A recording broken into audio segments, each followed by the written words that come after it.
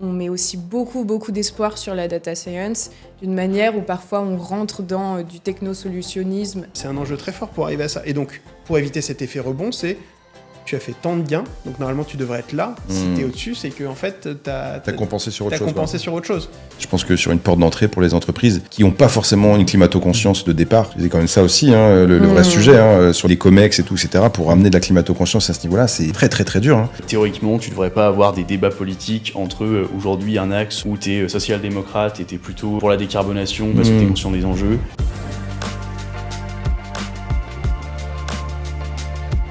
Bonjour et bienvenue dans ce nouvel épisode de Stratégie Climat. Aujourd'hui, je suis ravi et j'ai la chance de recevoir 3 nouveaux invités qui font la transition écologique et qui aident les entreprises à avancer dans le bon sens.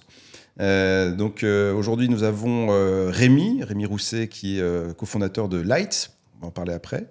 Thomas Guillot qui est cofondateur de Trace et Gaël Guillou qui est data scientist chez Carbo. C'est bien ça, voilà. Alors, sans plus attendre, on va commencer par Rémi, pour qu'il nous explique un petit peu déjà Light, ce que c'est, et puis peut-être le moment où cette idée t'est venue avec tes cofondateurs, pourquoi, quel a été le déclencheur. Yes. Salut Mickaël, merci pour cette invitation, ravi d'être là et de participer à cet échange.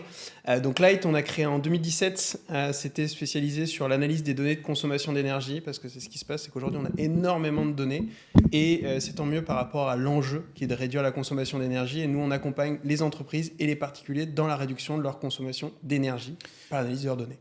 Au départ, c'était branché sur Linky, non ? Exactement, c'est le point de démarrage. On a commencé par Linky, par récupérer ces données. Et en fait, à partir de ces données, on s'est rendu compte qu'il y avait un potentiel incroyable de levier pour faire agir les gens et pour faire bouger les choses. Donc de comprendre les pics de consommation, de comprendre jusqu'à est-ce qu'il y a telle ou telle machine qui consomme beaucoup, ou on va jusque-là ? On va aller à différents niveaux. Ce qu'il faut voir, c'est qu'avant ces compteurs, on avait globalement une mesure par an. Globalement, on ne racontait pas grand-chose. Là, maintenant, on a une donnée jusqu'au pas 30 minutes. Donc, toutes les 30 minutes, on va pouvoir savoir précisément ce qui se passe, comprendre et accompagner. Et en fait, tu vas être en capacité de pouvoir dire, là, il y a un problème de veille, il y a un problème de chauffage, il y a un problème de climatisation, il y a un problème d'isolation. Et en fait, tu es en capacité de pouvoir accompagner vraiment le client de manière beaucoup plus précise. Parce qu'avant, il avançait à l'aveugle en se disant « Tiens, je vais faire quelque chose, et puis sûrement, ça va améliorer. » Et en fait, l'idée, c'est d'être beaucoup plus efficace et de l'accompagner précisément sur ce qu'il y a à faire.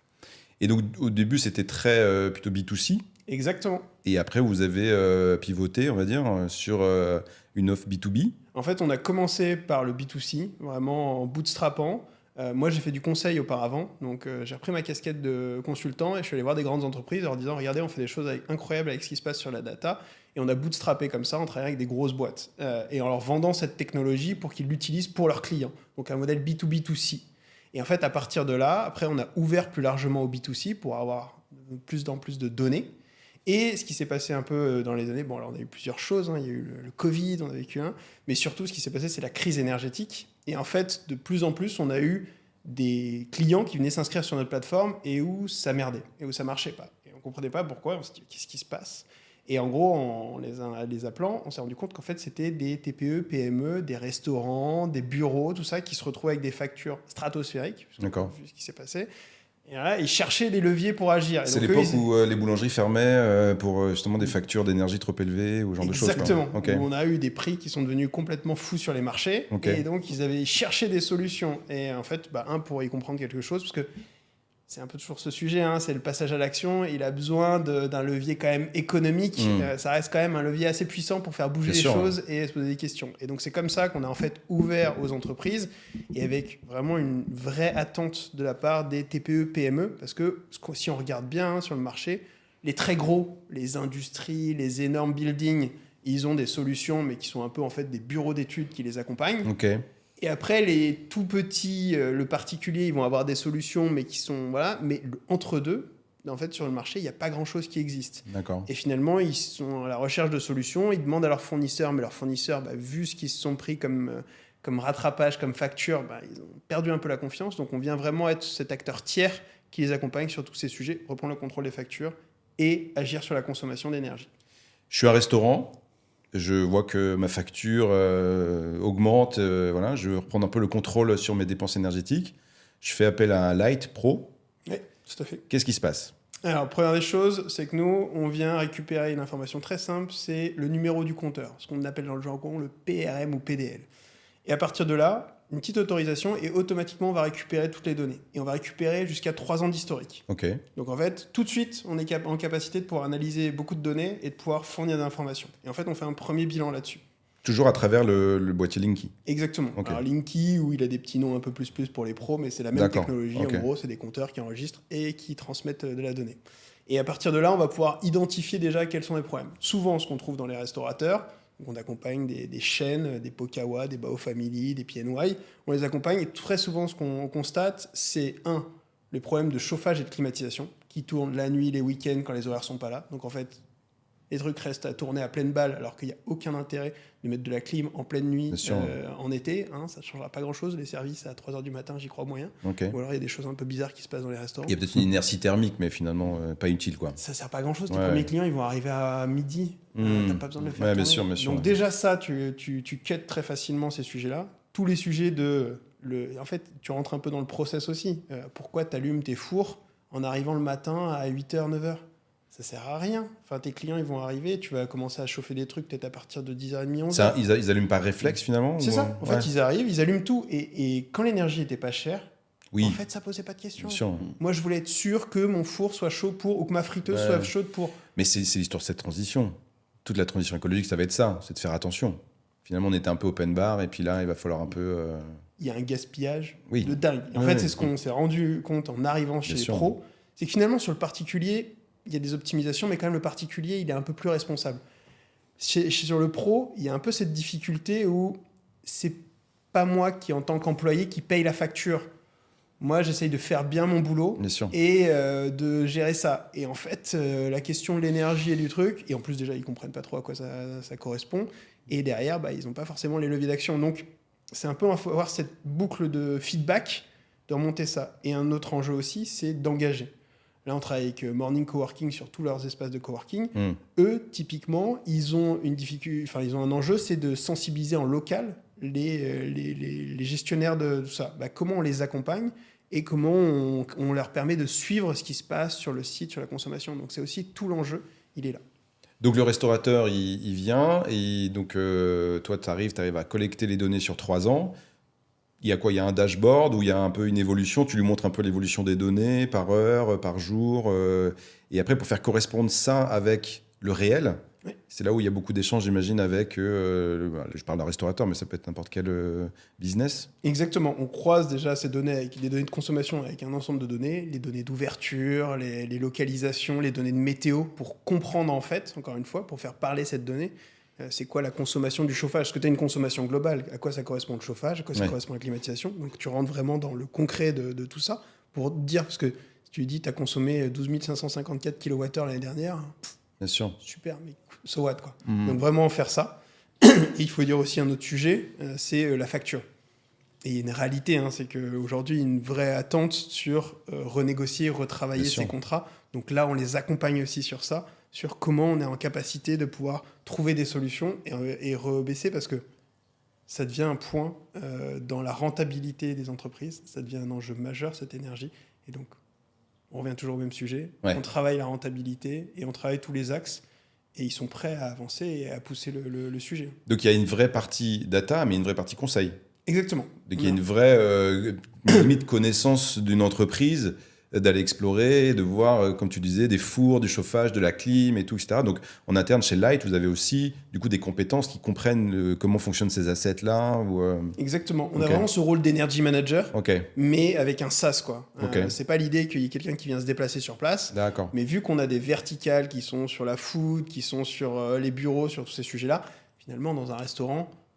Tu vas t'as retrouver besoin- un peu les mêmes... C'est ça. Ouais. Et tu vas en fait avoir des patterns et tu vas être en capacité d'accompagner. Donc, croiser la data avec tout ce qu'on va connaître d'expertise, on va être en capacité de pouvoir accompagner le plus finement possible et le plus efficacement possible. Et de mesurer l'impact Ouais. de ce qui se passe. C'est aussi ça le vrai enjeu. Bah, j'imagine que la façon dont l'entreprise mesure l'impact, c'est la facture à la fin. C'est énergétique. C'est facture, Ouais. mais en fait, ça ouvre pas mal de sujets. D'accord. Parce que ça ouvre au sujet RSE.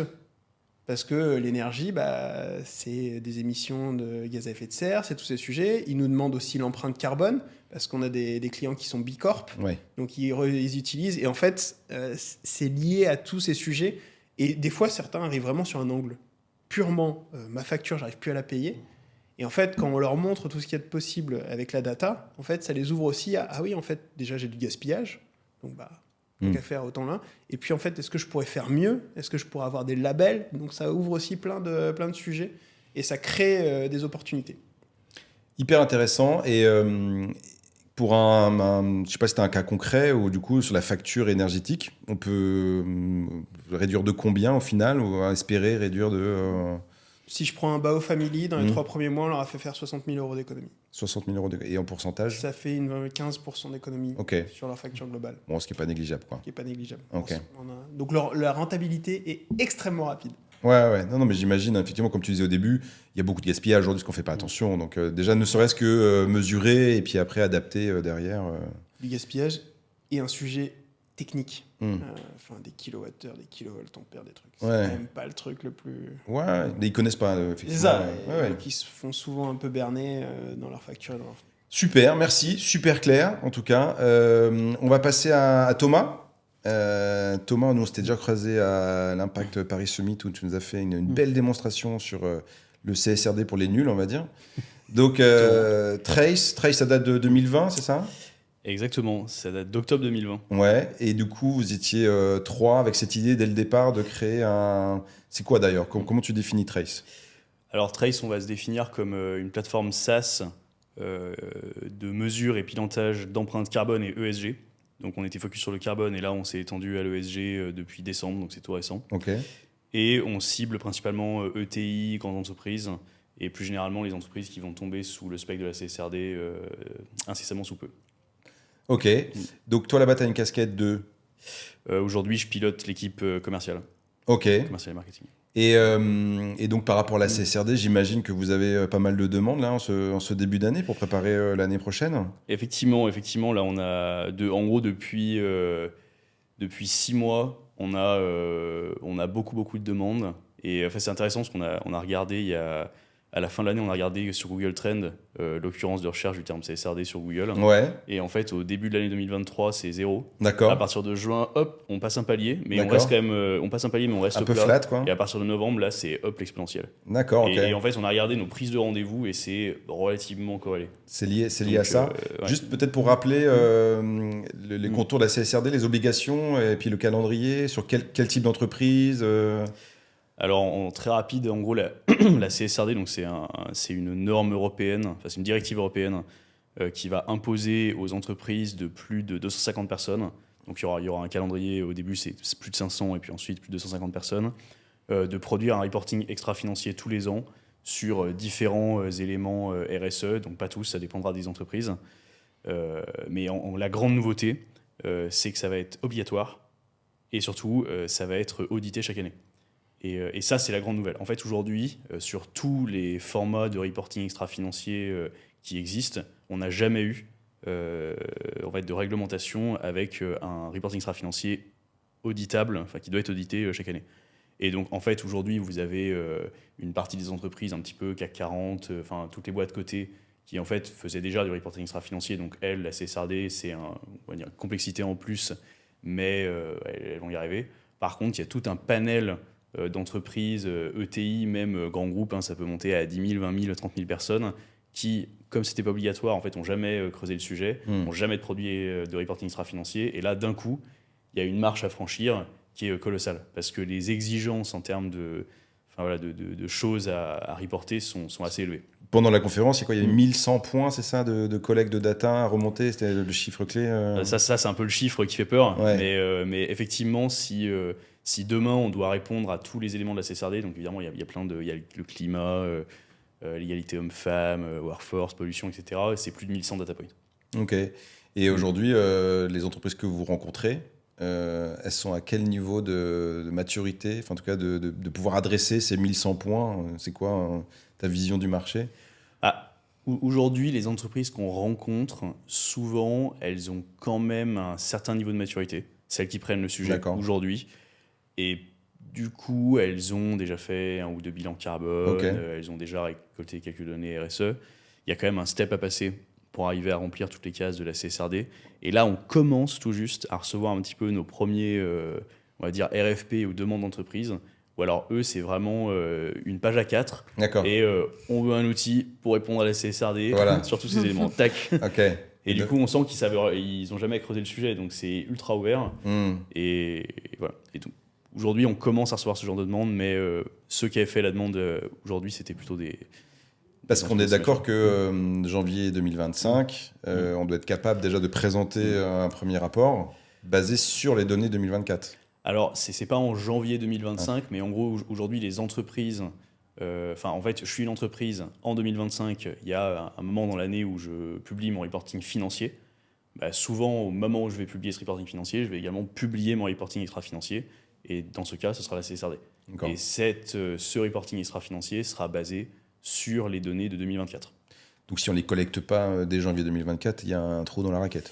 Bah, si on n'a aucun système de collecte effectivement qui nous permet d'avoir de la donnée fiable en janvier 2024, on pourra y arriver, mais il faudra rattraper le temps perdu en 2025. En fait, c'est un peu le Linky de l'ESG, en fait, Trace, quoi.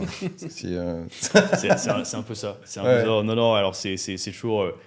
Je pense qu'il ne faut pas le voir comme ça parce que et, je sais que je suis sûr que Gaël aura la même opinion, mais enfin, la donnée ESG, c'est quand même aujourd'hui très compliqué à collecter. Ouais. C'est-à-dire que sur le carbone, on peut commencer à récupérer des choses, on va dire, assez précises, mais pour le reste, il y a quand même beaucoup d'extrapolation. Donc on n'en est pas encore au compteur Linky avec des données toutes les 30 minutes hyper précises, quoi. ouais, ça viendra peut-être dans quelques années. Mais c'est la vision. C'est la vision. C'est la vision. Ok. Exactement. Et juste pour comprendre, toi, tu es venu à Trace, à l'entrepreneuriat. Avant, tu faisais... Alors, moi, je suis ingénieur arts et métiers. Ouais, Ensuite, j'ai travaillé en start-up, en produit pendant quelques années. Je suis passé en conseil ok, où j'ai rencontré mon associé Rodolphe. d'accord. Et vraiment, enfin, l'histoire est complètement bateau. Un jour, je suis tombé sur une vidéo de Jean Covici. Ok. Puis j'en ai regardé 1 et 2 et 3 et 4. Et c'est comme ça en fait, que je suis T'es- rentré un peu dans le sujet Ok. climat. Et voilà. Et donc, on a voulu lancer une entreprise. On était dans le même cabinet. On a voulu monter. On voulait lancer une boîte. J'avais beaucoup envie de lancer une boîte dans le climat. Et donc, on a cherché, enfin, passé des appels avec les directeurs RSE. On a un peu creusé le marché pour au final voilà, comprendre qu'il y avait une opportunité. Et c'est comme ça qu'on s'est lancé. Yes. Bon, en tout cas, une très belle histoire. Il y a pas mal d'outils monitoring. Alors après, je sais qu'il y a Carbone, il y a CSRD, c'est un peu différent. C'est encore un peu cryptique pour moi de bien comprendre un peu la différence. Mais plus ça, et plus c'est clair. Petite précision, hein, tous les trois, on est ingénieurs arts et métiers. Donc c'est une petite fierté aussi de montrer que voilà, c'est sur les écoles d'ingénieurs, il y a comment dire, dans la culture en tout cas, une inertie sur le fait de faire du pétrole et ce genre de choses, mais il y a aussi pas mal de profils qui travaillent pour cette transition et la faire bien. Et il y a des enjeux, il y a des projets, il y a plein d'innovations à faire. Donc, petite fierté. Je rebondis. Ouais. C'est que quand je suis sorti d'école, je pense que Rémi, c'était pareil. Mais le pétrole, c'est la voie royale. Ah bah bien sûr. C'était vraiment sorti des arts. Tout le monde allait bosser chez Ou à Schlumberger, Total ou aller à l'IFP. Et en quelques années, ça a bien changé. Mais je fais une petite ellipse là-dessus, mais c'est vrai que la génération du dessus, en fait, on leur a jamais dit qu'à un moment, il n'y en aurait plus. Donc en fait, tout a été conçu, tout a été designé pour du pétrole à l'infini, tout simplement, quoi. Donc c'est vrai que là, on arrive un peu à une génération en disant ouais, mais en fait, peut-être qu'à un moment, il n'y en aura plus, ou ce sera beaucoup plus cher. Et ça coince un peu parce que by design, comme tout était fait comme ça. Enfin bon, bref. Et donc Gaël, du coup, c'est bien parce que c'est une session data quand même. La petite blague, data et climat, même combat, ce qu'on disait tout à l'heure. Donc, data scientist chez Carbo. C'est ça. Alors, on va commencer déjà par Carbo. Qu'est-ce que c'est ? Alors, Carbo, c'est une entreprise qui vise à accélérer la prise de conscience écologique, que ce soit pour les entreprises ou les particuliers. Concrètement, on a un petit peu 3 parties de Carbo. On a une partie qui est faite pour les particuliers, donc on peut mesurer son empreinte carbone personnelle. Mais on a aussi une partie entreprise qui est une plateforme SAS qui permet de mesurer son empreinte carbone avec beaucoup d'autonomie et de pédagogie. Nous, c'était notre pari de partir sur un outil qu'on peut réutiliser au maximum pour pouvoir faire un petit peu des économies d'échelle et aussi permettre à des plus petites entreprises, parce qu'on connaît les coûts aujourd'hui du conseil ou des grosses solutions avec des grosses parties conseil. Nous, on a fait le choix de avoir un outil qui était très réutilisable, facilement pris, avec une prise en main qui est plus facile, etc.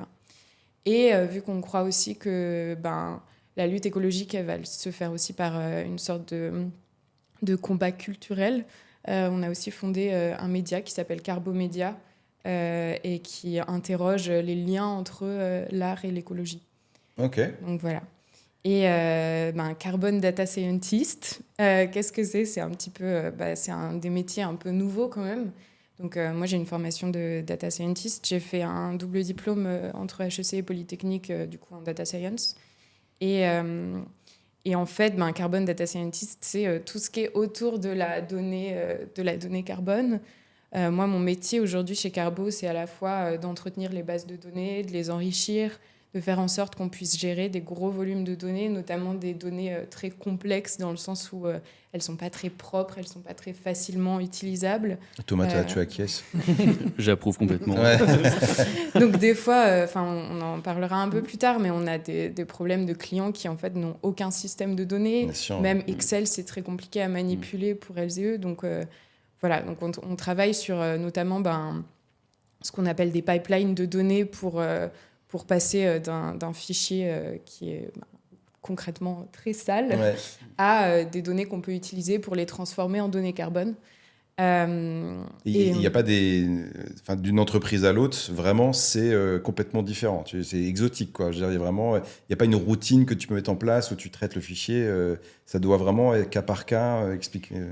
Alors, je pense comme tout le monde, nous aussi, on a été fondés en 2020. On est des bébés du confinement, Carbo. Du coup, on a 4 ans. Moi, je suis chez Carbo depuis 2 ans. Évidemment, on a commencé par des petites solutions un peu au cas par cas, un gros effort au niveau du service client. Et maintenant, on est vraiment passé dans une nouvelle ère côté Carbo, côté data science. On a une équipe qui est beaucoup plus fournie et on est capable de mettre en place des pipelines beaucoup plus automatisés. C'est-à-dire qu'avant, on allait avoir un client qui nous envoyait tel fichier, un client qui nous envoyait tel fichier. On savait pas, on allait les prendre un par un. Et maintenant, on est capable d'avoir des traitements de données et des algorithmes qui peuvent prendre en charge des fichiers qui sont très, très différents et en avoir une sortie similaire. Par exemple, sur les livraisons. Des fois, on reçoit des gros fichiers de livraison avec des millions de lignes, avec aucune notion de kilométrage ou quoi que ce soit. Et nous, on doit transformer ça en un impact carbone aussi précis qu'on peut. Et ça fait entièrement partie du métier, du coup. Mais une autre partie de mon métier, du coup, en plus des traitements de données, des bases de données, il y a aussi le côté modélisation pour avoir des trajectoires carbone. Essayer de dire, OK, vous évoluez comme ça, on va faire... vous nous proposez ces hypothèses de croissance et nous, on va vous proposer une trajectoire carbone probable. Et ensuite, le calcul automatique des actions de réduction pour avoir les actions de réduction qui sont les plus pertinentes pour nos entreprises. Et donc tout ça au sein d'une plateforme SAS, évidemment avec le soutien d'experts carbone qui sont notamment au service client, mais en essayant de faire en sorte que tout ça soit automatisé au maximum pour la rapidité qui correspond à l'urgence écologique aujourd'hui. Ok, donc l'équipe Data Science chez Carbo, c'est combien de personnes ? On est 5 ou 6 aujourd'hui, mais on est 50 dans l'entreprise, donc c'est quand même pas mal. Ouais, c'est un bon ratio. En même temps, c'est le nerf de la guerre, non ? Enfin, si la data n'est pas propre au départ, c'est difficile après derrière de fournir un bilan carbone avec les actions qui vont derrière. Donc c'est clé, c'est crucial, quoi. Oui, c'est sûr. Non, c'est complètement crucial. Et puis dans l'industrie, en tout cas au niveau de nos concurrents, il y a eu pas mal de nouvelles autour de l'association Bilan Carbone qui a audité beaucoup d'outils. Et en fait, la data était complètement au centre de ça. C'est-à-dire qu'en termes de transparence, pour avoir justement en fait, un outil qui est auditable, il faut pouvoir donner toutes ces sources de données, ces traitements de données, il faut pouvoir dire sur quelle méthodologie on s'aligne. Et en fait, ça, c'est un travail, l'audit de l'ABC, du coup, Association Bilan Carbone, n'est pas donné à tous les outils du secteur. Et aujourd'hui, permet un étalon un petit peu de la méthodologie, de la transparence, de la fiabilité d'un outil, quoi. Ok. Est-ce qu'il y a des entreprises qui sont un peu réticentes à donner certaines datas ou qui pourtant servent à calculer un bilan carbone ou autre chose? Alors, parfois, mais pas tant que ça. Enfin, en fait, de toute façon, on a un protocole de sécurité. On est quand même en train de leur rendre enfin, pas de leur rendre un service, enfin, mais les entreprises veulent avoir le résultat. Donc souvent, ça va pas être trop un problème de nous partager des choses. Et puis ensuite, elles vont être anonymisées, même au sein de nos bases de données. Donc il y a quand même tout un protocole de sécurité. On n'a pas beaucoup de réticence. Parfois, ça arrive qu'on doive extrapoler des données. Mais en fait, c'est davantage un problème de disponibilité de la donnée Ouais. que d'envie de la partager. De disponibilité et surtout de compréhension de la technologie et de comment on remplit même parfois un formulaire. Des fois, la notion de formulaire, même pour des données simples, peut être compliquée pour des entreprises parce qu'en fait, les entreprises les plus à l'aise avec ces outils, évidemment, on a très peu de contact avec elles parce qu'elles se débrouillent très bien. Et les entreprises avec lesquelles on a le plus de contact au niveau du service client, ça va être celles qui ont plutôt des personnes plus âgées, moins habituées aux outils technologiques. C'est quoi le conseil à une entreprise qui est très peu connectée en termes de data et tout, et qui se lance dans ce genre de process, en fait? Parce que s'il n'y a rien, vous ne pouvez rien faire, en fait. Si c'est papier-crayon, si c'est... parce que je me dis que c'est des entreprises que vous croisez aussi de temps en temps, qui ont la volonté d'aller de l'avant, mais il n'y a rien qui est câblé, quoi. Moi, j'ai envie de dire, prenez le temps. Ouais. Tout simplement parce que déjà, on peut prendre le temps de mettre en place des outils qui vont être utiles pour l'année suivante. Souvent, c'est la première année qui est la plus pénible parce qu'on n'a aucune idée de comment on mesure certaines choses. En fait, quand on a fait la première année, l'année suivante est quand même OK, comment on a évolué vis-à-vis du passé, etc. Et surtout, aujourd'hui, le plus important, c'est de rentrer dans l'action. Et c'est pas grave si on n'a pas, je sais pas, le nombre de déchets d'une entreprise au kilo près, c'est pas ça qui est important. C'est un petit peu d'avoir les ordres de grandeur. Et aujourd'hui, dans notre métier, la fiabilité, la précision, c'est des choses qui sont très importantes, notamment pour l'évolution un petit peu scientifique de ce qu'on fait dans le métier carbone.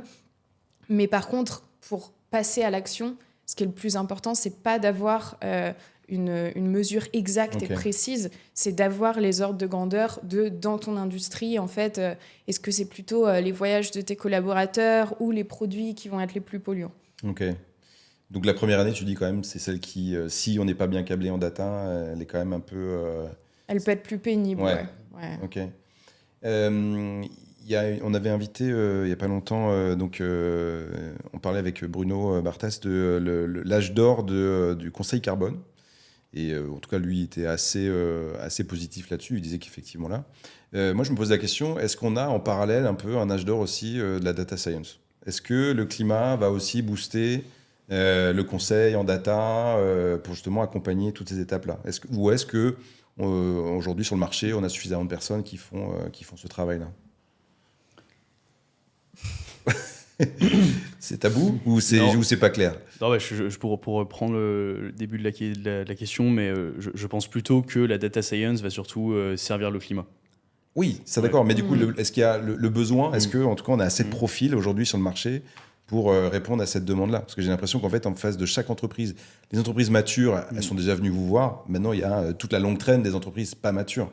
Ces gens-là, il faut que, j'imagine, elles soient aussi accompagnées sur la partie conseil, mais sur la partie data pour câbler tout et remonter les données. En fait, je pense que ça dépend vraiment des industries. Enfin, c'est quand même un recrutement, notamment un recrutement de data scientists qui sont extrêmement bien payés sur le marché. C'est énorme. Du coup, avoir quelqu'un qui vient structurer les données, entre guillemets, simplement pour des sujets ESG qui vont quand même, qui sont très, très importants et qui méritent d'être importants, mais qui ne vont pas prendre forcément une place très centrale dans les entreprises aujourd'hui, c'est beaucoup. Donc, je pense que... Après, je parlais de conseil freelance aussi. Oui, c'est sûr, mais en fait, je pense que vis-à-vis de l'importance de la collecte de données, ça dépend vraiment, vraiment de la taille de l'entreprise et des ressources qu'on peut y dédier. Parce qu'un recrutement de quelqu'un en data science, mais même en freelance, les data scientists sont quand même très chers.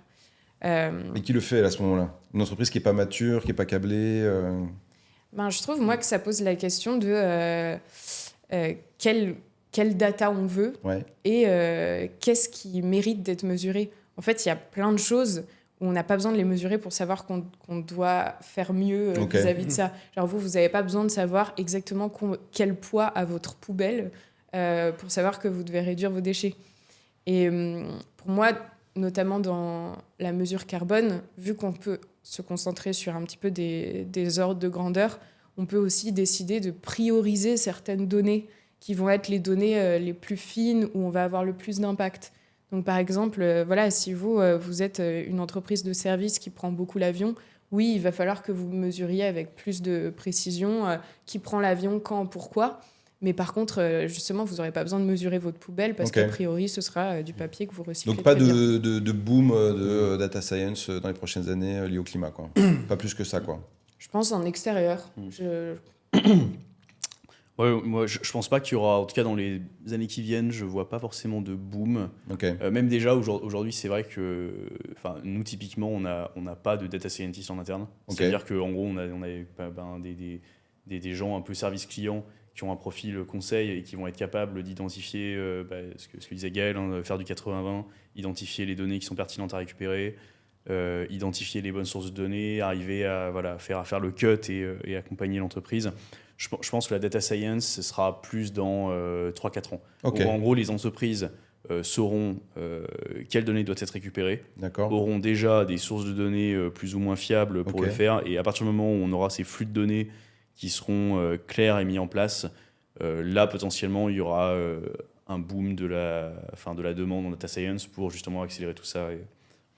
Mais ça veut dire qu'on aura déjà mis en place finalement les tuyaux data, on va dire, et c'est plutôt business analyst en fait. En fait, c'est ça. Je pense que faut aussi voir ce qu'on appelle data scientist.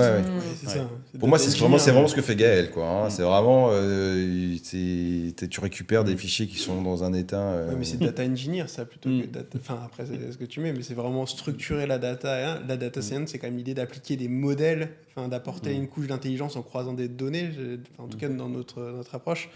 Et qui coûte extrêmement cher parce qu'il y a une dimension extrêmement compliquée. Et en fait, c'est un peu tout un risque. Moi, je le vois, c'est que souvent, tu arrives sur de la data science, mais en fait, tu fais d'abord structurer la data et mettre de la data propre et avoir de la data en suffisamment de quantité. Avant de vouloir faire tourner un modèle de machine learning ou autre, il faut que tu aies de la data propre. Et en fait, il y a tout un job qui est souvent un peu oublié dans l'histoire. Et c'est hyper important. Sinon, quand on veut faire tourner des modèles un peu intelligents, on met de l'IA et tout ce qu'on veut. Donc ton point, c'est de dire que faire la différence entre data scientist et data engineer, c'est ça, avec une première partie de structuration et du coup, par rapport à ce que tu fais, toi, Gaël, du coup, ça rejoint un peu... Ah oui, c'est sûr que nous, on a eu un peu ce problème à un moment, justement, parce que les recrutements de data scientists souvent précèdent les recrutements de data engineer, alors qu'on est facilement bloqué par le manque de data engineer. Après, moi, mon métier, en fait, un peu comme le métier de tous les data scientists, c'est à la fois data scientist, analyst, engineering. Le couteau suisse de la data, quoi. Du développement, surtout dans des entreprises de la taille de Carbo, où on est à peu près 50 employés aujourd'hui. Non, c'est sûr. Et je pense que c'est important de rappeler, moi, je suis quand même... Ayant fait des études de data science, j'ai aussi fait un passage chez Facebook en tant que data scientist. Donc, j'ai eu mon côté très data. Moi, maintenant, je fais un pas de recul vis-à-vis de la data et je pense que c'est important de le rappeler. Parce qu'il y a beaucoup de choses qu'on a envie de mesurer alors que ce n'est pas nécessaire de les mesurer. On met aussi beaucoup d'espoir sur la data science d'une manière où parfois on rentre dans du technosolutionnisme, mais un peu... OK, on va faire des petits ajustements. J'avais publié une tribune dans Les Échos en disant que justement la data science n'allait pas sauver le monde et n'allait pas sauver le climat. Il y a quand même, on en reparlera, mais des sujets démocratiques qui sont très forts, la biodiversité qui est beaucoup plus dure à modéliser. Aujourd'hui, le plus gros outil de biodiversité, qui est celui de la Caisse des dépôts et consignations, n'a pas assez de données sur les océans, par exemple, donc ne peut pas prendre tout un pan de la biodiversité qui est genre 70% de la surface terrestre, ce qui est quand même dingue. Donc il y a un peu...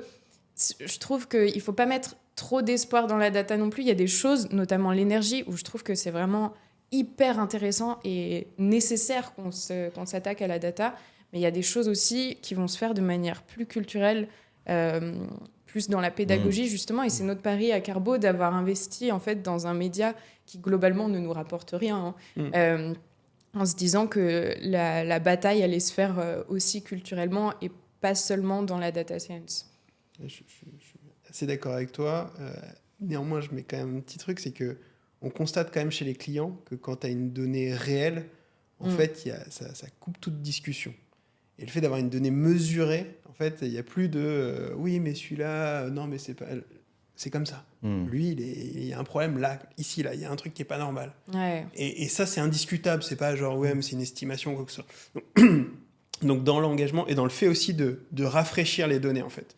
Et c'est aussi un levier pour engager les gens. Il y a l'effet un peu waouh du début, du ah ouais, putain, là, il y a un problème là, là, là et là.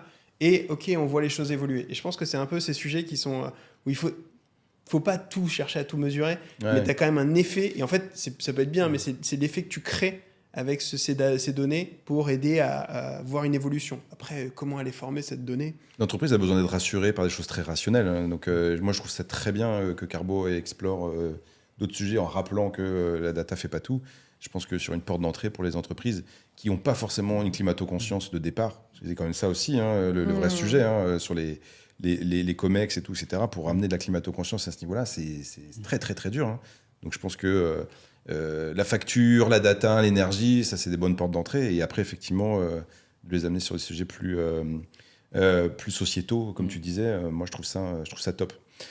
On va avancer. Merci beaucoup, en tout cas, sur le premier tour de table. Et puis, il y a une vraie discussion sur la data qui résout pas tout, mais qui peut faire avancer les choses, on va dire. Alors, j'ai les petits sujets. On a vu ça avant, comme d'habitude. Hein, vous connaissez le principe. On va commencer par Rémi, qui voulait quand même nous rappeler un chiffre important. C'est qu'en 2050, 80% des bâtiments existants existeront encore. Donc, la conclusion, c'est que... Aujourd'hui, on parle tous de 2050, des grands objectifs de net zéro et autres, et en espérant, et un peu dans cette même logique, qu'on va trouver une solution magique ou qu'on va créer des nouvelles villes du futur et qui vont être incroyables. La réalité, sauf magie, hein, mais désolé, mon côté ingénieur fait que la magie, j'y crois moyen. Ouais. En fait, on a déjà la solution, elle est déjà autour de nous. C'est déjà dans les bâtiments dans lesquels on vit, nos bureaux, tout ça, ils vont pas changer radicalement. Donc en fait, c'est ceux-là sur lesquels il va falloir travailler. Et très souvent, dans ces sujets de rénovation et autres, c'est la patate chaude qu'on refile, qu'on dit non, mais c'est pas maintenant, c'est plus tard, on verra, machin et tout. En fait, la réalité, c'est que tout ce qui n'est pas investi aujourd'hui, c'est du passif pour l'entreprise. C'est des choses qui vont en fait faire perdre de la valeur aux entreprises parce qu'elles n'ont pas entretenu leur bâtiment, parce qu'elles n'ont pas fait. Et plus on avance, plus on sait que la capacité à pouvoir transformer, parce qu'on aura très certainement moins d'énergie abondante, ça va devenir de plus en plus compliqué. Donc en fait, c'est aussi de se saisir de tout ça et de ne pas attendre, oui, on va reconstruire des nouveaux bâtiments, ça va être génial. Et on le voit bien aujourd'hui dans les sujets de zéro artificialisation qui posent énormément de problèmes aux communes et autres. Voilà, on s'attend à se dire, oui, non, mais ces bâtiments-là, on va en construire des nouveaux lotissements et tout ça. Et en fait, non. Il y a des bâtiments qui sont aujourd'hui des passoires. Il va falloir les traiter, ceux-là. Et c'est vrai que c'est un sujet qui est souvent un peu difficile à prendre conscience. Et c'était un peu rappeler cette nécessité que non, il n'y a pas de solution magique, il faut attaquer et attaquer petit à petit. Oui, donc 80% des bâtiments, moi je vois à l'échelle de Paris, on parle beaucoup des bâtiments haussmanniens et le fait de devoir les isoler. Effectivement, on ne va pas les remplacer, je pense qu'ils vont rester, mais ce n'est pas forcément, en tout cas en termes d'isolation et d'énergie, des bâtiments qui sont hyper performants. Il y a beaucoup le problème de l'isolation thermique intérieure, extérieure et tout, etc. Et pour l'instant, on n'a pas trouvé la solution pour ce type d'architecture. Clairement, on n'a pas encore trouvé de solution. Et puis, il y a des blocages avec les monuments historiques, avec tous ces enjeux. Donc, il va falloir qu'on les lève, tous ces verrous. Mais il ne faut pas attendre encore 10 ou 15 ans pour les lever parce que les bâtiments, ils ne vont pas disparaître et apparaître du jour au lendemain. Donc, c'est un peu ça. Et il va falloir aussi faire des concessions. Oui, je vais perdre des surfaces dans mon logement. Je vais faire une isolation intérieure. Ou je vais passer... On a aussi le sujet aujourd'hui des bâtiments comment on va faire quand Paris fait 50 degrés, qui finalement, vu les derniers étés qu'on a passés, c'est pas tout à fait une utopie, hein, c'est assez réel. Ouais. Comment on fait pour que ces bâtiments, ils résistent mieux à ça, Et aussi, il va falloir installer des climatisations, comme on essaye de ne pas faire n'importe quoi. Donc, dans tous que ce soit dans les zones très urbaines, comme Paris, ou dans les zones périurbaines, ou dans les campagnes, on a en fait, à tous ces niveaux-là, des enjeux à retravailler et à s'attaquer maintenant au sujet. Et encore une fois, c'est aussi de s'attaquer maintenant. Il y a un grand débat en ce moment sur le sujet de la rénovation, c'est est-ce que je fais du monogeste, comme ils appellent ça, donc je change mes fenêtres, j'isole mes murs, ou je change la chaudière, ou est-ce que je fais une rénovation plus globale. Et en fait, aujourd'hui, le gouvernement pousse beaucoup dans le global, parce qu'ils se sont rendus compte que par monogeste, finalement, les gains par rapport à ce qui était investi par le gouvernement n'étaient pas si bons que ça. D'accord. Il y a toute une étude qui est sortie là récemment sur ça et qui montre en fait qu'aujourd'hui, les bâtiments les plus mauvais en classe énergétique, les travaux qui sont faits, en fait, ne permettent pas de gagner en performance énergétique. Quand tu fais du monogeste. Alors même quand tu fais du un peu plus, en fait, ils se rendent compte qu'un bâtiment qui est G, quand tu vas faire des travaux qui normalement devraient lui faire gagner 2 classes énergétiques, d'accord. En fait, ces travaux, ils servent en effet à améliorer la performance du bâtiment, mais qui est directement compensée par une augmentation de la consommation.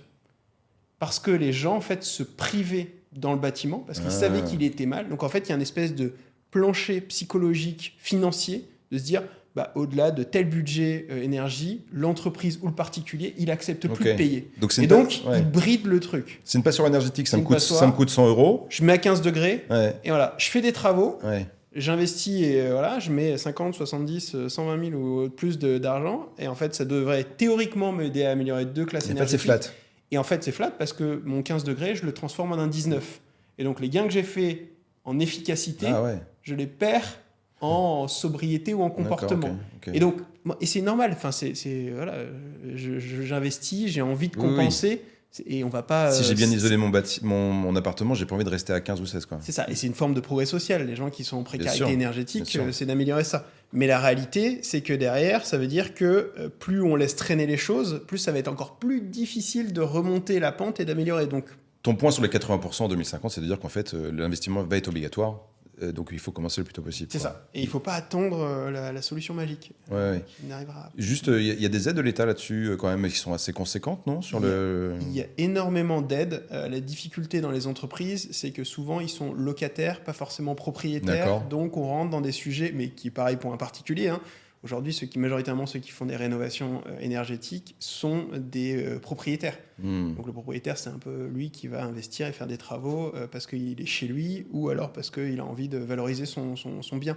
Donc c'est un des gros enjeux, c'est comment on arrive à faire bouger aussi sur ça. Et les entreprises sont confrontées à ces sujets-là parce que je suis locataire, je ne peux pas faire grand-chose. Oui, et même en B2B, tu as des obligations en dessous d'un certain note de performance énergétique. Tu peux plus louer ton bien aussi. Comment ça se passe? Alors, il n'y a pas les mêmes contraintes, donc ça. Mais par contre, ils ont des enjeux qui arrivent sur des enjeux de décrets et d'obligations qui sont de plus en plus importants. Et donc, qui les obligent à réduire leur consommation d'énergie. Et aujourd'hui, réduire sa consommation d'énergie, il y a du comportemental. Et donc, en effet, je vais éviter les gaspillages. Il y a de la sobriété, donc là c'est je réduis mon confort, et il y a de l'efficacité, donc c'est-à-dire que je dois investir et faire des travaux. Et en fait, il faut jouer sur ces 3 leviers pour arriver à réduire ça, parce que c'est pas juste en faisant des efforts que je vais réussir à baisser ma consommation, et c'est pas juste en faisant des travaux que je vais réussir à réduire ma consommation. Donc il faut arriver à jouer sur ces 3 composantes et lutter très fortement contre les effets rebonds qui sont aujourd'hui. Mais qui sont naturels et peu maîtrisés, quoi, en fait. Il y a pas de... En fait, c'est très, très intéressant parce que nous, on a beaucoup de clients où, en fait, on travaille avec des modèles pour beaucoup de machine learning où, en fait, on vient prévoir la consommation qu'ils devraient faire. Parce que beaucoup de nos clients arrivent en nous envoyant leur facture et ils disent « est-ce que c'est normal ?» Alors, la normalité dans la consommation et dans le prix. Le prix, ça se va à peu près, parce qu'on sait le prix moyen et tout ça. Dans la consommation, dire « est-ce que je suis normal ou pas ?» c'est un peu compliqué par rapport à vos situations et tout ça. Et donc, ce qu'on fait, c'est qu'on entraîne des modèles sur leurs historiques et on vient leur projeter combien ils doivent consommer si ils font bien attention. Et en fait, dès qu'ils surconsomment, les gens sont en mode « oulala !» Et en fait, ils se prennent au jeu et ils font d'autant plus attention. Donc, on se donne un peu, on leur projette une version d'eux-mêmes améliorée. Et c'est ça qui les aide aussi à agir et à se responsabiliser. C'est un enjeu très fort pour arriver à ça. Et donc, pour éviter cet effet rebond, c'est tu as fait tant de gains, donc normalement tu devrais être là. Si tu es au-dessus, c'est qu'en fait, tu as compensé sur autre chose. compensé sur autre chose. Et c'est assez mécanique. Hein. Et du coup, il y a des objectifs de diminution. Alors, tu as le fameux décret tertiaire, donc le DEET, le dispositif d'économie d'énergie dans le tertiaire, qui, pour tous les bâtiments d'une surface de plus de 1000 mètres carrés, que tu sois propriétaire ou locataire, les deux sont assujettis à ça, doivent déclarer tous les ans leur consommation d'énergie sur le bâtiment, plus doivent définir une trajectoire pour réduire de 40% leur consommation en 2030, de 50% en 2040 et de 60% en 2050. D'accord. Moins 60% sur une consommation d'énergie, ouais. C'est stratosphérique. Ok, bon, je suis pas du milieu, donc je me rends pas compte, mais si tu le dis... Si vous prenez une consommation globale, c'est 50% de la consommation, c'est du chauffage, le reste, c'est des usages. Bon, après, en fonction des activités, mais pour des bureaux, c'est à peu près ça. S'il faut réduire de 60%, il va falloir y aller fort. Hein. Et à logement équivalent, aujourd'hui, les nouveaux bâtiments sont vraiment à moins 60% par rapport à ce qu'on a créé. Les BBC, D'accord, ok.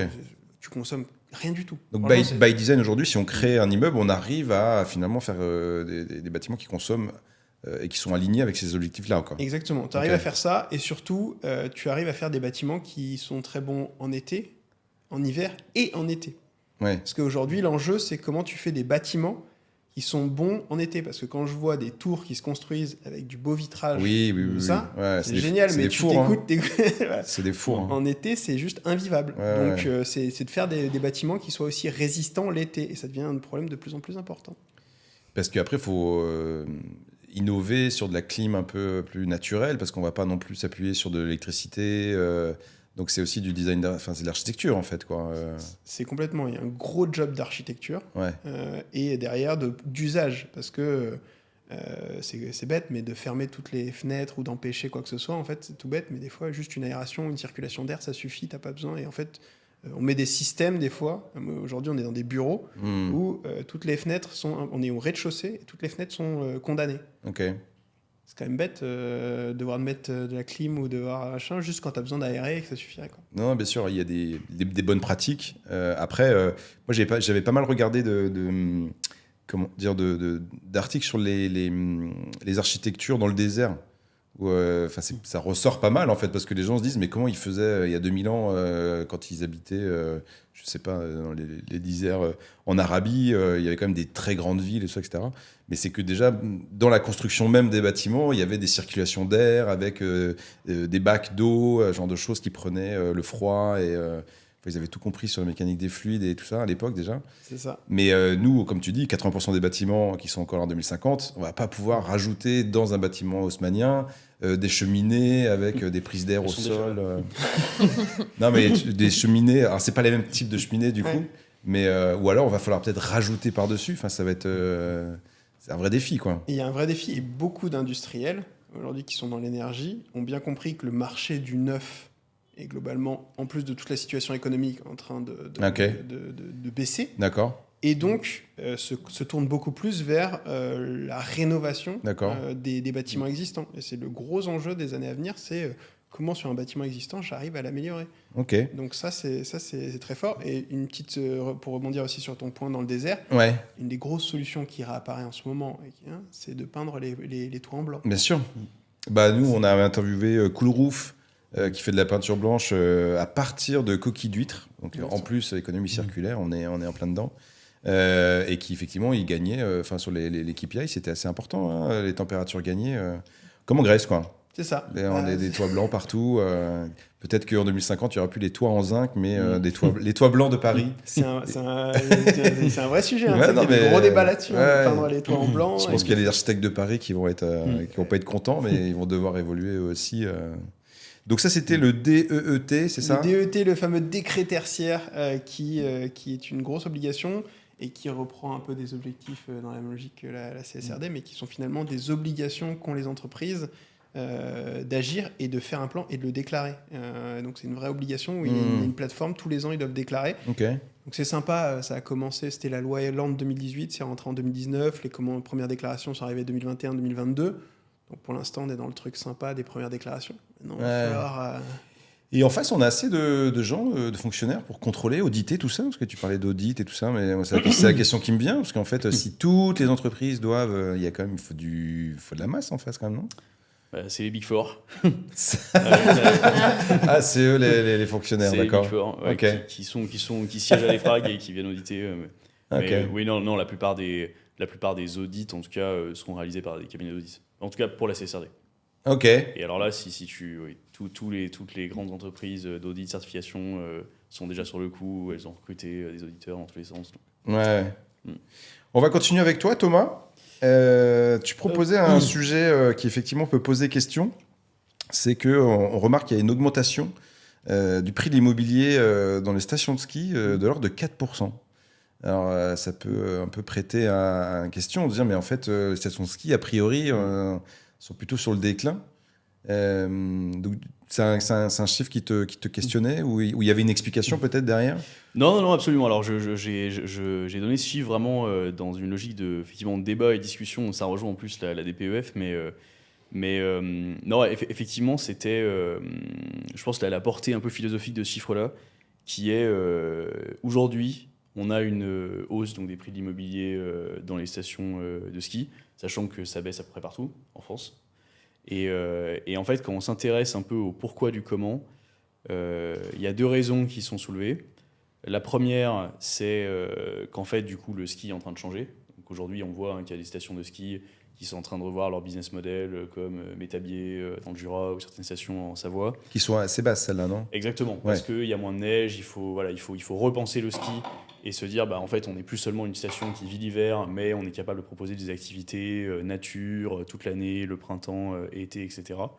Et donc ça, ce serait une des raisons avancées pour justement l'attrait de cet immobilier de montagne, parce que hier, j'avais un appartement au ski, j'y allais que 3 week-ends par an pendant l'hiver, et maintenant, en fait, je peux aller me déconnecter dans la nature. Donc ça, c'est la version verre à moitié plein. Et ensuite, il y a la version, on va dire, verre à moitié vide, où, en gros, ce qu'on voit, c'est que donc, on a une augmentation des prix de l'immobilier qui est surtout tirée par les stations de haute altitude et simplement en fait, dans une logique d'enneigement. C'est-à-dire qu'au gros, on prend... ce qui est bien avec le réchauffement climatique, c'est que c'est vraiment des calculs de CO2. Et donc en fait, on arrive très vite à se projeter sur 2030, 2040, 2050. C'est quoi mon augmentation? C'est quoi mes projections en termes d'enneigement? Et en fait, on voit que dans les Alpes, en 2050, a priori, il y a les 2 tiers des stations qui existent aujourd'hui qui n'existeront plus. Okay. Ou alors qui auront dû changer complètement de business model. Et du coup, il y aura quand même des stations avec de la neige. Il y aura des stations avec de la neige, mais il n'y en aura plus beaucoup. Et le prix aura quintuplé parce que les gens qui vont faire du ski... Exactement. Et en fait, ce qu'on voit aujourd'hui, c'est qu'il y a aussi un peu... en fait, il y a une vraie hausse des prix de l'immobilier sur les stations de haute altitude, parce que les gens anticipent. Parce que les gens se disent, là, il faut que j'achète à Val d'Isère, il faut que j'achète à Tignes, etc. Parce que... en fait, je veux que mes enfants aillent faire du ski d'ici 20 ans et je suis prêt à lâcher. Donc, je ne sais pas si vous avez les chiffres, mais en gros, aujourd'hui, en Savoie, à Chamonix, c'est entre 15 000 et 20 000 euros le mètre carré. Okay. Donc, c'est 2 fois Paris. Donc, donc du coup, il y a un peu ce côté, c'est un peu métaphorique, de ce côté où, en gros, plus on est riche, plus on va arriver à acheter, en fait, ce genre d'immobilier pour aller se réfugier en haut d'une montagne. On va pouvoir profiter, on va dire, des derniers instants de ce loisir de luxe. Donc voilà, donc c'est un chiffre qui m'a assez marqué. Mais c'est à l'image de ce confort qu'on a du mal à lâcher. Hein. Enfin, je veux dire, il y a eu une acquisition, on va dire, tout au long du XXe siècle, de certains services, de certains loisirs. Et très très difficile de s'en détacher et de se dire que bon, c'est fini, on va passer à autre chose. Exactement. Et alors qu'en plus, on sait que ça va s'arrêter. C'est-à-dire qu'aujourd'hui, on peut se dire, j'achète un appartement en montagne. Il y a des gens qui vont dire, avec un bon canon à neige, tu refais quand même toute une station blanche, quoi. Je peux skier pendant les 20 prochaines années, mais à partir, dans 30 ans, ce sera plus possible. Donc effectivement, il y a un peu aussi ce côté où je continue à m'y accrocher, alors qu'en fait, je sais que j'achète, mais je gagne simplement quelques années en plus par rapport à ceux qui seront en bas. Moi, ce qui me marque dans cette histoire, c'est un peu le côté que les stations de ski, c'est souvent pris comme l'exemple de voilà, là, on sait très bien comment le changement climatique va affecter une entreprise, une industrie. Et du coup, les stations de ski sont un peu les premières à vraiment prendre en compte le changement climatique et à dire, OK, bah, en fait, on désinstalle des remontées mécaniques, on change complètement de business model, chose qui devrait se passer en fait à l'échelle de l'industrie de manière plus large. Et je me demande justement ce rapport avec les riches, c'est déjà les ultra riches qui vont au ski en fait. Enfin, c'est peut-être top 10% en termes de revenus de la population, c'est déjà énorme. Je me demande si c'est pas très lié en fait, si toutes les entreprises et les industries ne seraient pas capables de prendre en compte le changement climatique si elles avaient les moyens nécessaires en fait pour le faire et qu'elles étaient aussi directement confrontées, Non, mais je pense que directement confrontées aux impacts du réchauffement climatique. moi, de ce que je rencontre des entreprises, en fait, c'est qu'elles ont besoin d'être au pied du mur pour bouger. En fait. Exactement. Ouais. C'est aussi Exactement, bête que ça. Et les stations de ski sont au pied du mur. Ouais. Quand il te manque quelques semaines de saison parce qu'il n'y a plus de neige, voilà. Donc, moi, je serais ravi, hein, encore une fois, j'ai déjà dit à ce micro-là que beaucoup plus de COMEX soient climato-conscients. Faut pas attendre ça. Faut attendre qu'ils soient au pied du mur. Ah mince, c'est trop cher. Ah mince, j'ai plus de neige. Ah mince, bon, qu'est-ce qu'on fait Et, Non, c'est très vrai. Et je prends un exemple personnel où moi j'ai grandi à Saint-Étienne. Et on avait une station de ski qui est à 1 heure de Saint-Étienne, dans le Massif central, qui s'appelle Chalmazel, qui est entre Clermont et Saint-Étienne. Et quand j'avais 15-16 ans, ils ont tout refait. Tu vois, ils ont investi énormément d'argent. C'est une station qui a 1000-1200 mètres d'altitude. Et 5 ans après, plus rien. bah ouais. 5 ans après, ils avaient vraiment, c'était un peu le fleuron de la Loire.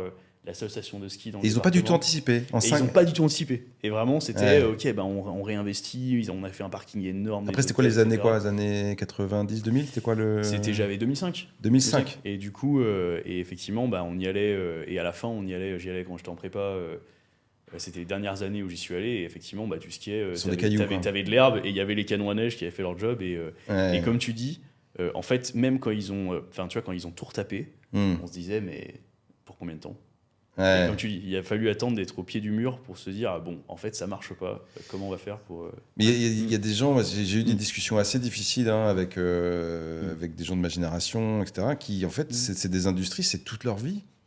Ils se sont construits là-dessus. En fait, ça fait partie de leur représentation sociale, de qu'est-ce que tu fais dans la vie. Moi, je suis moniteur de ski, machin truc et tout. Donc, c'est vrai que quand on est un peu extérieur à ça et que même moi, j'arrive avec un discours un peu... pas décroissant, mais en disant, bon, on va falloir changer. En fait, ils se prennent ça en pleine face, quoi. Mais tout à l'heure, on a parlé du pétrole, c'est la même chose pour l'avion, c'est la même chose... C'est d'une violence quand on arrive, nous, avec un discours comme ça. Et ils ont du mal, en fait, à... Et je serais à leur place, je ferais pareil. Donc, moi, je respecte beaucoup ça, et je sais à quel point c'est compliqué, à quel point c'est dur. Mais c'est vrai que quand la réalité elle est aussi violente aussi, parce que c'est ça le truc, qu'il n'y a plus de neige, bon, bah, il y a toute une industrie qui s'écroule, quoi. Et c'est pas que les remontées mécaniques, quoi. C'est les restaurants, c'est tout ce qui va autour. Les loueurs. C'est des petits métiers, des petites entreprises. Moi, j'ai une Grenoble. Je suis allé à Noël, là. Je suis allé à Lens-en-Vercors, donc il y a une station qui doit être à 1003-1004, qui a été, pour le coup, rachetée par Tony Parker. Ouais. Et en fait, ce qui est intéressant, c'est que, alors déjà, c'est simple, hein, c'était tout vert. Sauf, il y avait une trace blanche qui était à full canon à neige. Mais c'est ça. C'était vraiment triste. Et le parking était noir de monde. Merde. Donc il y avait vraiment blindé de monde à Noël qui était allé faire du ski sur cette piste-là. Et j'étais waouh. Et en même temps, quand tu vois. Mais ça présume peut-être de l'avenir du ski. Hein. C'est que. Ça crée des opportunités, donc après avoir à trouver le bon truc. Mais je me dis que s'ils ont investi là-dedans, et donc faut le voir peut-être un peu d'un œil positif, c'est que sûrement ça va repenser. Il va falloir juste accompagner tous ces métiers qui sont sur place. Et cela, ça va être un vrai enjeu. Mais je pense que c'est d'autant plus d'opportunités de voir la montagne différemment. Il faut juste pas s'accrocher. Mais je pense que si les stations restent avec que, comme tu dis, des traces blanches pour faire les 5-6 pistes, etc., il va y avoir pas mal de militants qui vont monter au créneau et ça va coincer, quoi. Hein, l'histoire des Jeux Olympiques, là, d'hiver. Ouais, j'ai vu ça. Oui, c'est vrai, ça commence à grogner là-dessus, quoi. Mais et si j'ai bien compris, normalement, c'est pour nous, quoi. Il n'y a que nous qui sommes candidats. Donc, il y a que nous, il reste de la neige, peut-être, non? Je sais pas. Et Albertville, quand tu m'en parlais à Albertville, qui ont fait les J92, bizarrement, les retombées sont pas tout à fait... Bon, c'est bon. et ben en tout cas, on observera les prochaines années l'évolution de l'industrie du ski. Je pense que c'est une des premières, comme tu disais, Gaël, qui va être aussi comment dire, le terrain d'essai, quoi, on va Ouais. dire. C'est là où on va voir les expérimentations de pivot, de résilience, voir un peu comment ça se passe, quoi. Gaël, donc autre sujet, on va passer. Tu voulais nous parler de Open Climat. Alors oui, en gros, dans notre métier, du coup, chez Carbo, on a eu quelques difficultés, je pense, vis-à-vis d'entreprises qui avaient vraiment besoin de se situer, en fait. On a vraiment ce côté, OK, bah, j'ai fait mon bilan carbone, vous me proposez un plan de réduction et tout, mais est-ce que ça veut dire que vraiment je contribue à la lutte contre le réchauffement climatique? Est-ce que c'est bien? Est-ce que je peux communiquer dessus, etc. Et on s'est vraiment demandé, mais comment on fait ça? Parce que au niveau de la comparaison, nous, par exemple, on pourrait comparer avec les entreprises du secteur, parmi les entreprises qu'on connaît, celles qui sont publiques, etc. Mais c'est déjà des entreprises engagées. Et souvent, même les entreprises engagées ne font pas des efforts suffisants. Parce qu'en fait, les efforts, c'est pas dire qu'elles en ont pas assez envie ou quoi. C'est dire aussi que les efforts qu'on nous demande sont énormes et qu'on n'en prend pas forcément la mesure. Et du coup, dans ces recherches-là, j'ai découvert Open Climat, que je trouve super parce que la question de l'open data déjà se pose beaucoup dans notre métier parce qu'on est beaucoup de petits acteurs concurrents en fait sur un marché qui est quand même hyper concurrentiel où on a certes certaines différences qui vont être certains font du conseil, certains sont plutôt orientés PME, certains plus industrie, d'autres vont à l'étranger, etc. Mais on a quand même, je trouve, un manque de communauté autour des experts carbone du secteur. Et donc, Open Climat, c'est d'abord une base de données un petit peu commune des actions et une notation en fait des actions que vont prendre les grandes entreprises en termes d'engagement, notamment au niveau des gaz à effet de serre, ce qui est notre sujet principal, mais aussi une méthodologie de comment on dit qu'une entreprise est bien située en fait. Et comment on dit qu'une entreprise est compatible avec une trajectoire 1.5, par exemple. C'est comme la classification immobilier avec l'énergie, mais pour les entreprises, quoi. En gros, dans ta catégorie, tu es F, quoi. Donc ça veut dire que c'est améliorable, quoi. C'est ça, comme les Nutri-Score et autres. Et en fait, on a un concurrent qui avait déjà bossé sur ce type de Nutri-Score, mais en fait, c'était quelque chose qui avait un manque d'ambition qui était très flagrant, c'est-à-dire qu'on pouvait avoir la note maximale juste en ayant mesuré toutes ces émissions et décidé d'un plan d'action. C'est-à-dire qu'on pouvait avoir mesuré absolument aucune baisse d'émissions et avoir la meilleure note possible. Et du coup, c'est pour ça que nous, on s'est vraiment dit, en fait, c'est urgent pour les acteurs du secteur carbone, de même, par exemple, si on passe d'une entreprise à l'autre, de pouvoir se dire, OK, là, je suis vraiment dans ces clous-là, et ces clous-là sont partagés par tout le monde. Et je trouve que c'est un petit peu, en fait, toutes les exigences méthodologiques qu'on peut se permettre d'avoir dans notre secteur, parce qu'en fait, on est quand même un secteur qui touche avec des choses qui sont très scientifiques. Moi, ce que j'aime beaucoup avec le carbone, évidemment, le sujet climat ne se résume pas du tout au carbone, mais ce que j'aime avec le carbone, c'est que c'est entre guillemets facilement mesurable. On a des équivalences pour quasiment tout aujourd'hui et on est capable de dire ça c'est le plus important. Et en fait, on ne résout pas une crise climatique avec seulement le carbone, mais par contre, il est absolument nécessaire de réduire notre empreinte carbone à un niveau très très grand, très très radical en fait, aligné sur les degrés 1.5 pour pouvoir résoudre cette crise climatique. Et du coup, cette méthodologie, je pourrais en parler pendant longtemps, mais c'est quand même très technique. Il y a cette notion qu'on peut avoir la note maximale que si on a atteint des niveaux de réduction en absolu. Okay. Et ça, j'en parlerai à mon prochain sujet. Okay. Mais aujourd'hui, dans les réductions d'empreinte carbone, il y a vraiment ce côté absolu versus relatif. C'est-à-dire que si vous faites... si vous produisez des canettes en aluminium, par exemple, et ben, nous, on va vous dire ah bah super, vous utilisez de l'aluminium neuf, on va vous proposer de l'aluminium recyclé. Du coup, l'année suivante, l'entreprise vient nous voir et dit bah, super, on a passé toutes nos canettes en aluminium recyclé, mais on a eu une croissance de 50%. Ok, bah, en absolu, votre empreinte carbone n'a pas baissé. Donc concrètement, certes, vous avez fait un énorme effort au niveau de votre produit, donc votre empreinte carbone relative a énormément baissé. Par contre, en termes absolus, vous n'avez pas du tout contribué à la réduction carbone, disons, du monde entier, quoi. Et en fait, introduire cette notion d'absolu et de relatif, pour moi, c'est vraiment... c'est pas révolutionnaire, mais ça repose vraiment les bases. Et c'est pour ça qu'Open Climat a été vraiment, je trouve, très, très pertinent sur cette question-là. Ok. Donc, c'est un outil qui permet à qui de faire quoi, en fait? Donc, on va répertorier toutes les entreprises. Donc, une entreprise peut se comparer à d'autres de son secteur, sur le même type, le même nombre de salariés, etc. Et de se rendre compte si, effectivement, c'est dans les clous ou pas, quoi. Exactement. Et après, quelqu'un comme toi ou Carbo peut s'appuyer là-dessus pour aussi dire, en fait, c'est très bien, mais comme tu disais sur l'exemple des canettes d'alu, c'est top, mais c'est pas suffisant, ou en fait, finalement, vous êtes bien en retard, quoi. Oui, c'est ça. Et puis en fait, ce qui est important aussi dans le fait d'ouvrir les données et d'avoir plus de transparence dans le secteur, c'est vraiment de pouvoir dire aujourd'hui, tout va s'organiser par secteur. En fait, ce qui nous manque, c'est vraiment une question de planification écologique et c'est le même sujet que les stations de ski. On a besoin, au sein d'une industrie, de se dire, bah, par exemple, si une entreprise va croître, mais que c'est elle qui a l'intensité la plus basse, l'intensité carbone la plus basse, donc disons que... on revient sur notre entreprise de canettes. Ouais. Imaginons qu'elle a un seul concurrent et que c'est une entreprise qui fait toujours des canettes neuves, qui s'en fout complètement, etc. Si l'entreprise de canettes recyclées explose en termes de croissance, mais gagne des parts de marché sur celle qui ne bougera jamais aux canettes recyclées, c'est un gain pour l'écologie. Donc en fait, tout doit s'organiser par secteur, par bonne pratique, et tout doit se faire par inspiration, par transparence, justement. Et donc ça... tant que le gouvernement ne veut pas s'en charger de manière un petit peu ambitieuse, justement, il va falloir que ce soit les entreprises entre elles et les acteurs du carbone qui puissent être justement des acteurs de cette transparence et de l'ambition et de l'inspiration pour ces entreprises. Ça a commencé, on en a parlé la dernière fois, de Mustela qui avait embarqué des acteurs, même concurrents, pour que dans les pharmacies, il y ait du vrac.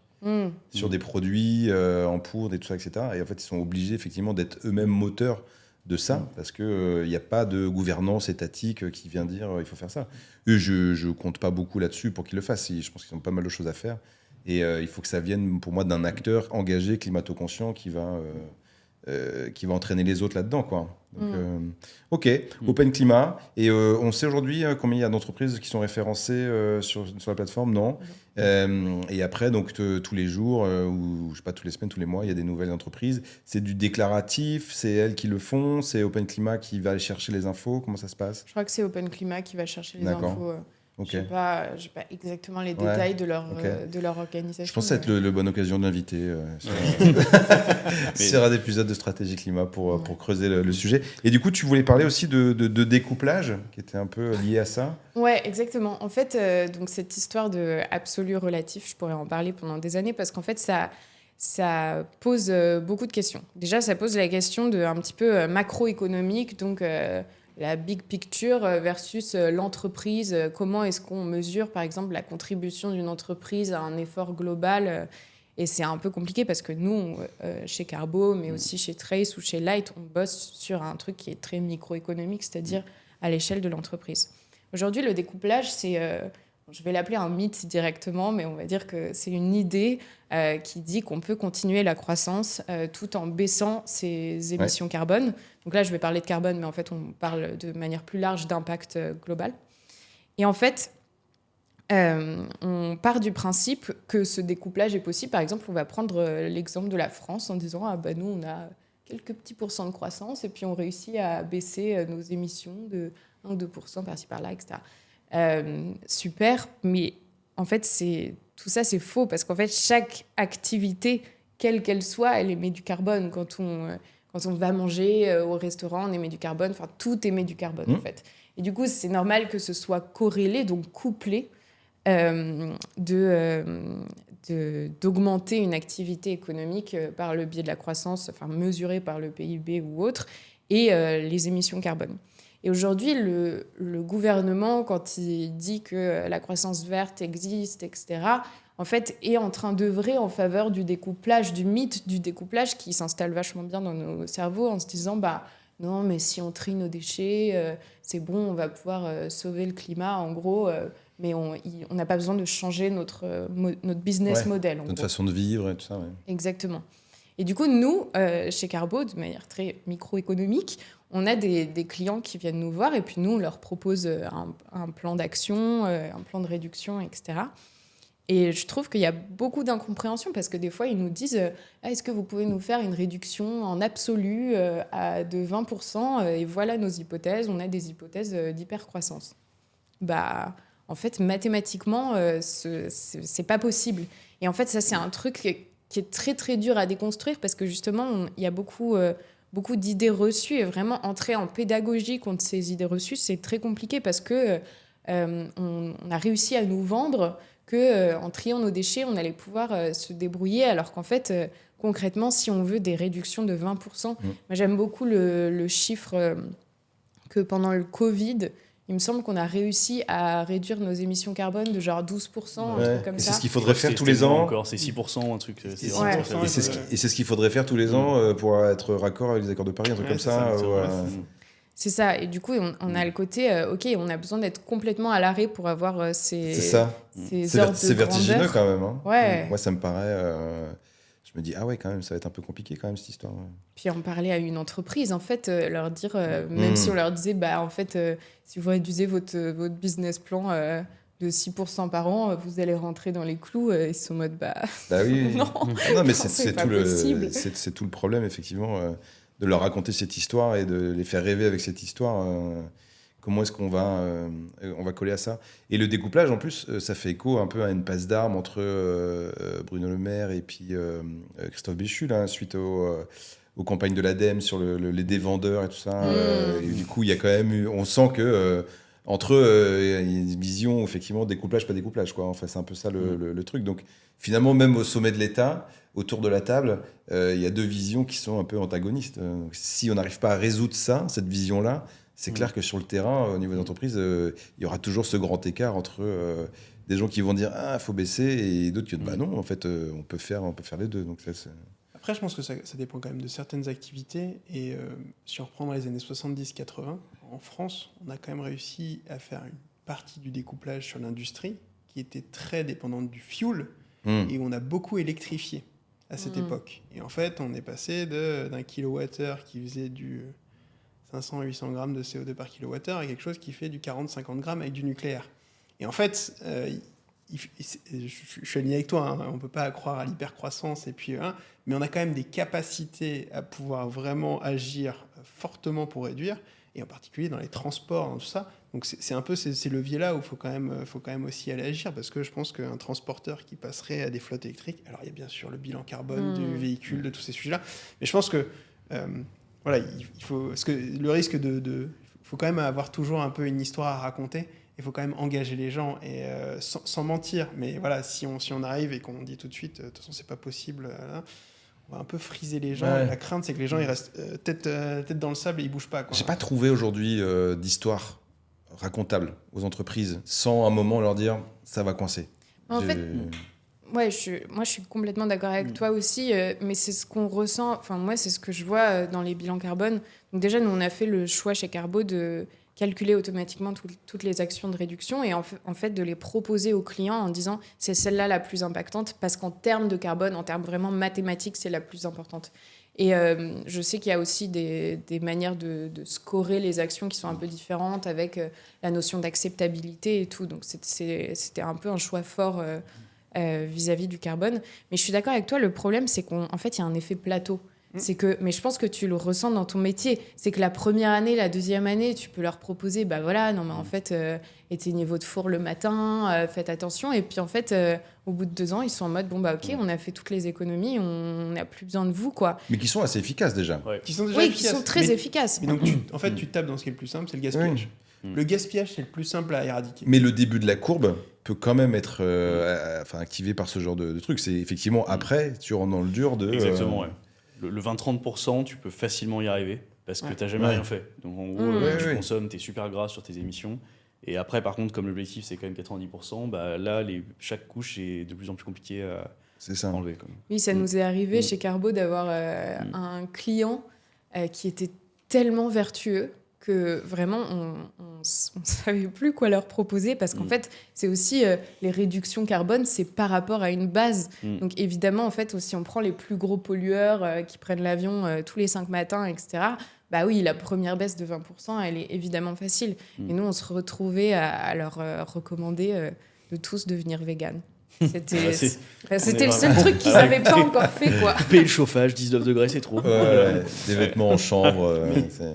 Tant mieux si on a tous nos clients Mm. comme ça et qu'on ne sert plus à rien, je pense qu'on aura, ça sera tant mieux. Hein, mais je pense qu'il y a Ça, encore, ouais. encore un petit boulot. J'ai du mal à imaginer. Je me dis jusqu'à 2030, bon, on va faire tout ça, là, tout ce qu'on vient de se dire, là. Mm. Et puis, bon, la courbe va gentiment s'amorcer, et puis on va être content et tout.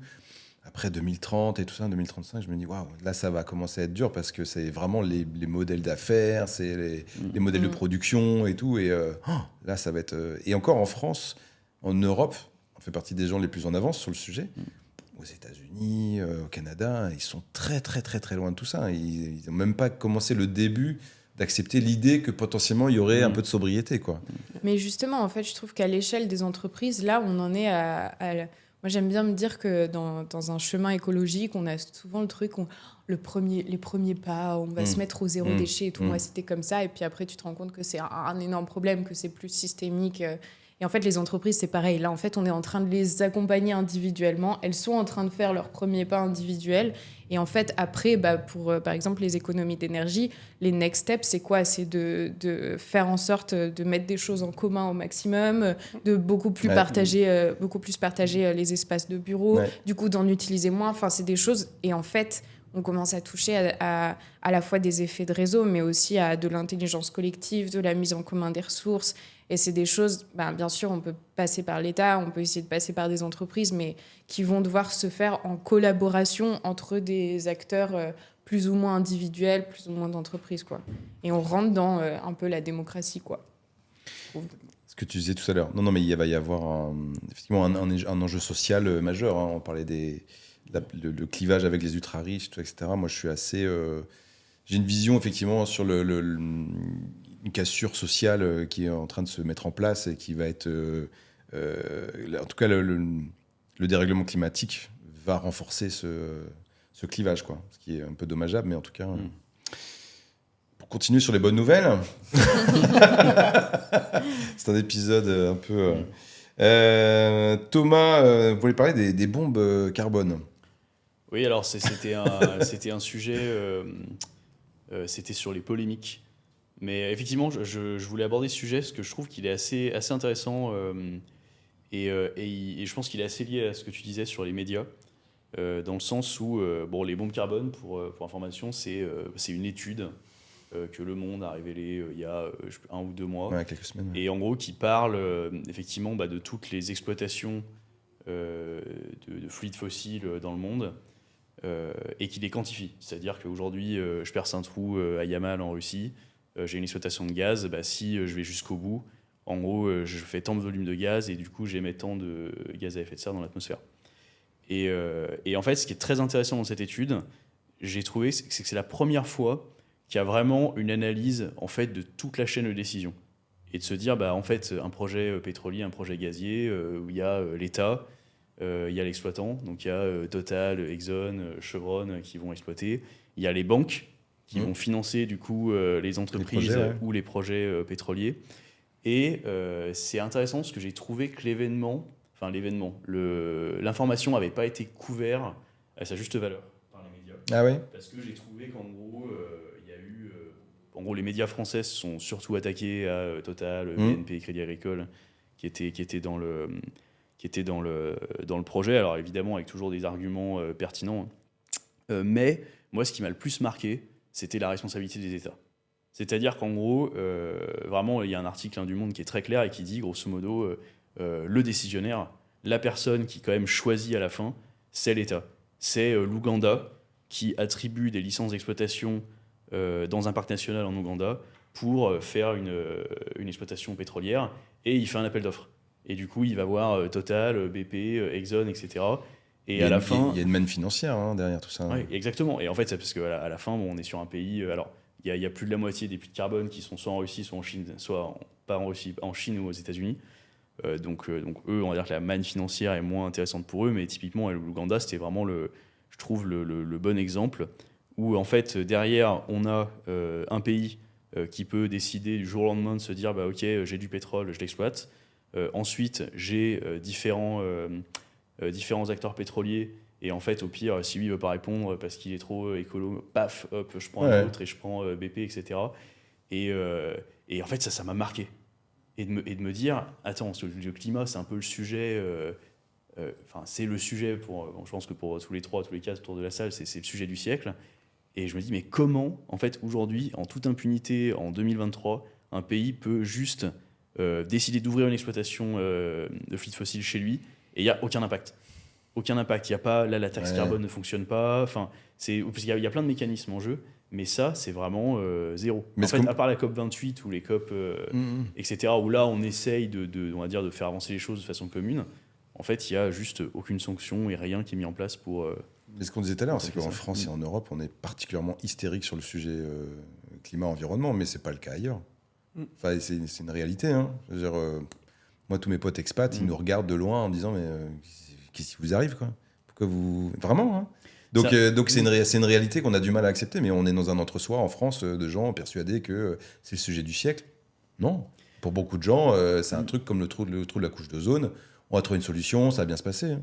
Ouais, mais c'est intéressant, je ne pense pas que ce soit le cas pour les hauts dirigeants. Moi, je pense fondamentalement, alors que il y a des pays qui se voilent la face et qui se disent, bon, bah, en fait, nous, économiquement, on veut rattraper, on a du retard, on veut... Enfin, voilà, c'est juste des logiques un peu différentes. Mais aujourd'hui, je ne peux pas croire que des dirigeants de gros pays, en fait, n'aient pas intégré la chose. Ils sont conscients, mais c'est pas parce qu'ils sont conscients qu'ils se disent que tout le monde va suivre, en fait. Je pense que c'était comme un peu la transition numérique à l'époque. C'est-à-dire que le dirigeant, il est au courant, l'ouvrier, ils sont fous, il suit, et tu as toute la couche du milieu des middle managers qui, eux, bloquent, parce qu'en fait, ils sont sur une inertie, sur des acquis, sur une façon de vivre, sur du ski. Enfin, tu vois, c'est un exemple. Ouais, c'est ça, on va revenir au pied du mur. Non, mais c'est ça. Et en fait, toute cette couche-là du milieu, c'est elle qui bloque. On verra parce le Canada elles sont dans un truc où elles ont un certain train de vie, un salaire et tout, etc. Et ça coince. Ça bouge quand même. Enfin, pour rester vraiment positif, c'est que tous les travaux sur la planification qui sont faits, le gouvernement a sorti un super dashboard l'année dernière sur ça. Enfin, on vit quand même une période assez incroyable qu'on est en train de bouger sur ça et on a quand même bougé en quelques années. Ça bouge quand même fort, donc on peut espérer que dans les années à venir, ça va bouger encore plus fort. C'est juste que forcément, on est frustré parce qu'on est au cœur de tout ça et on a envie que ça aille beaucoup de frustration. Moi, je vois beaucoup de frustration auprès des gens. J'ai envie de leur dire, mais en fait, j'ai l'impression qu'on va à la vitesse où on peut aller. Quoi. C'est triste à dire, mais voilà. Est-ce que ça sera suffisant ? Je sais pas. Mais voilà. Moi, j'ai juste un dernier point d'optimisme, mais j'ai un truc qui m'a frappé. C'est que maintenant, à chaque fois que je vais en soirée, j'ai toujours des discussions avec des gens qui viennent me poser des questions sur l'énergie. Alors qu'avant, quand je parlais, que j'étais dans l'énergie, t'es en mode très bien. Cool. Là, maintenant, ils sont tous en mode je veux installer des panneaux solaires, je veux machin. La facture, quoi. La facture, machin. Ouais, mais la facture, mais aussi, tiens, j'ai vu qu'il y a des panneaux solaires, ça peut dire. Voilà, c'est que ça bouge. Moi aussi, j'ai des discussions, mais j'ai échangé sur LinkedIn là-dessus, et il y a encore pas mal de gens qui sont. Il y a des gens qui sont engagés, et il y a aussi pas mal de gens qui voient ça de très loin, donc encore pas mal de travail là-dessus. Merci beaucoup pour votre temps, pour votre engagement en tout cas là-dessus, pour votre clarté dans tous vos discours et explications. On se retrouve prochainement pour un nouvel épisode de Stratégie Climat. D'ici là, abonnez-vous, partagez et à très bientôt. Salut. Salut. Salut.